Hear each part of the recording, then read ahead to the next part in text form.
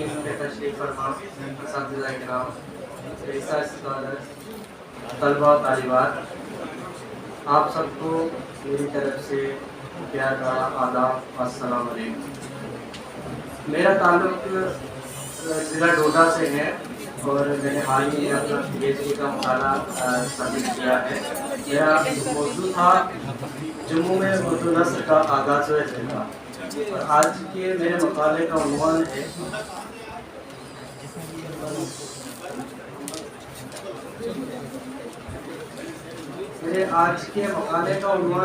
جموں میں اردو صحافت ایک جائزہ۔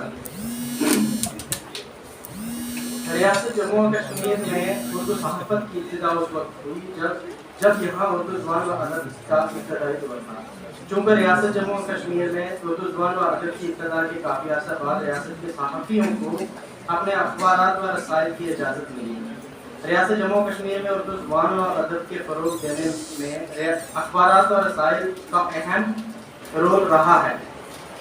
ریاست میں پیدا ہونے والے مختلف علاقوں سے تعلق رکھنے والے ادیب وقتاً فوقتاً اردو کو سرکاری زبان کا درجہ دلانے کے لیے ہر ممکن کوشش کرتے رہے۔ یہ بات قابل ذکر ہے کہ ریاست جموں و کشمیر کا سب سے پہلا چھاپا خانہ 1858 عیسوی میں احمدی پریس کے نام سے تھا۔ اس پریس کے قائم کے برسوں بعد وکرم ولاس پریس کے نام سے ایک اور سرکاری پریس قائم کیا گیا۔ اس پریس کی وجہ سے اردو زبان و ادب کو فروغ دینے میں بے پناہ سہولت حاصل ہوئی، چونکہ اس وقت تک اس زمانے میں کوئی بھی اخبار منظر عام پر نہ آ سکا تھا۔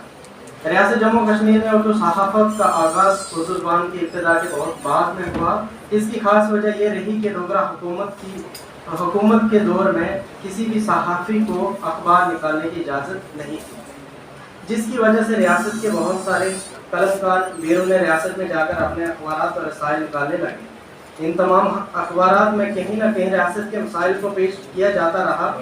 ان اخباروں میں خاص طور پر مراسلہ کشمیر جو لاہور سے 1872 عیسوی میں نکلنا شروع ہوا تھا، اس کے علاوہ لاہور سے نکلنے والے اخبارات میں اخبار عام، خیر خواہ کشمیر، ہمدرد ہند، پنجاب فولاد، کشمیر گیز، کشمیر میگزین وغیرہ قابل ذکر ہیں۔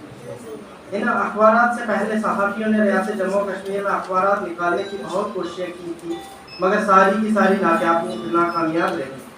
ریاست جموں و کشمیر کا پہلا اور باضابطہ اخبار ودیا ولاس کے عنوان سے شائع کیا گیا، جسے خود مہاراجہ رنویر سنگھ نے 1865 عیسوی میں جاری کیا تھا۔ یہ اخبار دونوں زبانوں اردو اور ہندی میں شائع ہوتا تھا۔ ودیا ولاس کل 8 صفحات پر مشتمل تھا اور یہ ہفتہ وار اخبار تھا، جس میں حکومت کی پالیسیوں کو زیادہ تر پیش کیا جاتا تھا۔ پروفیسر ضیاء الدین اپنی کتاب میں اس حوالے سے لکھتے ہیں: صبح جموں میں 1867 میں مہاراجہ رنویر سنگھ نے اخبار ودیا ولاس جاری کیا۔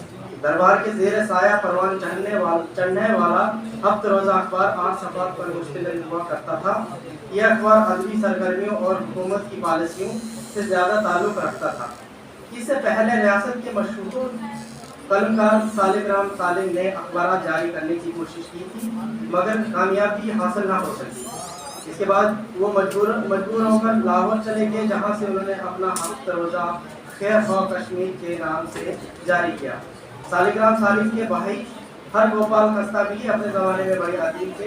انہوں نے قیام لاہور میں راوی فارمر، خیر خواہ کشمیر، دیس کی اخبار وغیرہ جیسے کی پرچوں میں اہم رول ادا کیا تھا۔ ریاست کے صحافیوں میں ان کا بھی ایک اہم نام ہے۔ عبدالقادر سروری صاحب لکھتے ہیں: چنانچہ پنڈت ہر گوپال خستہ اور پنڈت سالک رام کے حالات میں اس طرف اشارہ کیا گیا ہے کہ جب وہ مہاراجہ رنویر سنگھ سے ناراض ہو گئے تو لاہور سے اخبار نکال کر ان کی ذات اور ان کے نسب و نسب پر تنقید کرنے لگے۔ محمد الدین فوق علامہ اقبال کی تحریک سے بے حد متاثر تھے۔ علامہ اقبال کی تحریک سے متاثر ہو کر محمد الدین فوق نے رسالہ تحریکت اور ماہنامہ نظام جاری کیا تاکہ تصوف کی خدمت کی جا سکے۔ فوق کی تصانیف کی بات کی جائے تو انہوں نے بہت ساری کتابیں تحریر کی ہیں، تقریباً 95 سے زائد ان کی تصانیف ہیں۔ ان میں بیچ میں کچھ چھوڑ دے رہا ہوں۔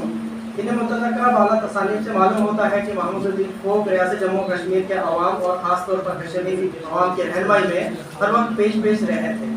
اگرچہ فوق صاحب نے لاہور میں زیادہ وقت گزارا تھا، مگر جموں و کشمیر کے عوام کی عکاسی ان کی اکثر تخلیقات، چاہے وہ افسانہ، ناول، اخبار ہو یا دوسری کوئی تحریر، ہر کسی میں کشمیریوں کی عکاسی ملتی ہے. محمود الدین فوق جموں کشمیر کے مشہور صحافی رہ چکے ہیں. انہوں نے بھی اپنے زمانے میں بہت کوشش کی کہ ریاست میں کوئی اخبار جاری کریں، مگر ان کی بھی کوشش بیکار ہو گئی. حالانکہ جب محمود الدین فوق نے مہاراجہ پرتاپ سنگھ کو عرضداشت پیش کی تھی، اس میں لکھا تھا کہ ریاست سے نکالے جانے والے اخبارات میں کسی بھی طرح کا سیاسی یا ملکی معاملات کا واسطہ نہ ہوگا اور ڈوگرا حکمران کے خلاف کچھ بھی لکھا نہیں جائے گا. مگر اس کے باوجود محمود الدین فوق کی عرضی رد ہو گئی. اس حوالے سے ڈاکٹر برج پریمی صاحب اپنے خیالات کا اظہار کرتے ہوئے لکھتے ہیں، انہوں نے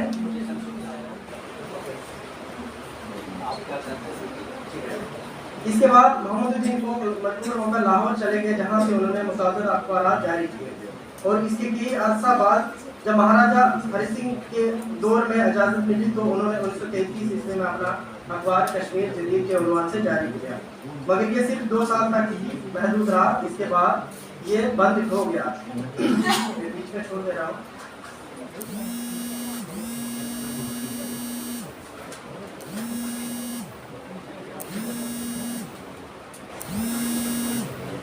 جموں میں صحافی سب سے بڑے صحافی ہونے کا اعزاز لالا ملک راج سراف کو ہے.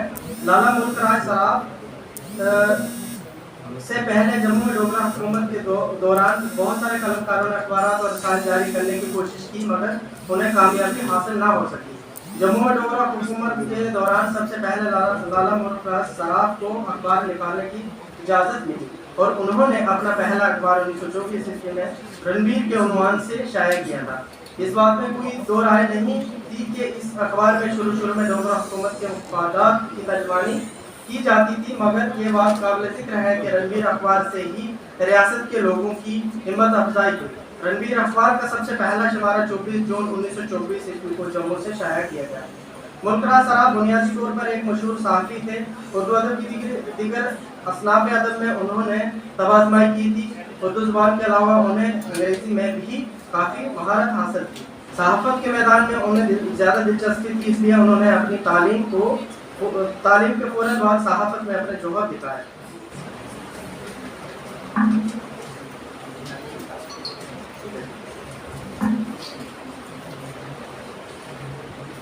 صحافت کے حوالے سے ملک راج سراف کا ایک اہم کارنامہ یہ ہے کہ انہوں نے بچوں کے لیے رسالہ ترتر 1934 عیسوی میں شائع کیا تھا.